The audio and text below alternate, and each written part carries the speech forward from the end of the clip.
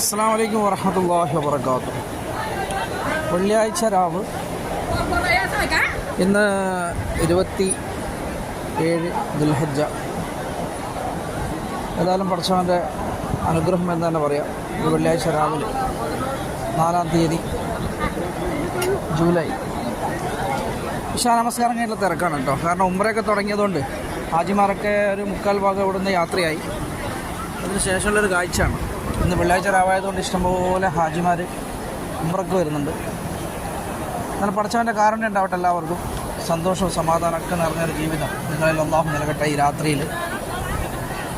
അതുപോലെ നമ്മുടെ നാട്ടിലൊക്കെ മഴക്കെടുതിയിലൊക്കെ കുറേ ആൾക്കാർക്കൊക്കെ പ്രയാസങ്ങളൊക്കെ ഉണ്ടായിട്ടുണ്ട്. അവർക്കൊക്കെ അല്ലാഹു നല്ല റാഹത്തുള്ള ജീവിതം അല്ലാഹു പ്രദാനം ചെയ്യുമാറാവട്ടെ. ആമീൻ. അസ്സലാമു അലൈക്കും വറഹ്മത്തുള്ളാഹി വബറകാതുഹു.